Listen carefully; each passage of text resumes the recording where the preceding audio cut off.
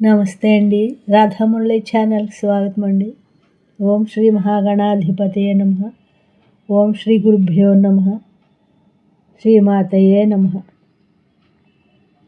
సౌందర్యలహరి 43వ శ్లోకం అండి. ధునోతు ధ్వాంతం నః తుళితదలితేందీవరవనం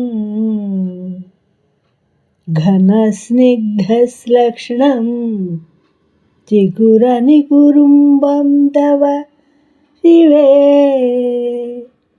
యదీయం సౌరభ్యం సహజం ఉపలబ్ధుం సుమనసో వసంత్యస్మిన్ మన్యే బలమథనవాటీ విటపిన. ధునోతు ధ్వాంతం నః తుళితదలితేందీవరవనం ఘనస్నిగ్ధశ్లక్ష్ణం చికురనికురుంబం తవ శివే యదీయం సౌరభ్యం సహజం ఉపలబ్ధుం సుమనసో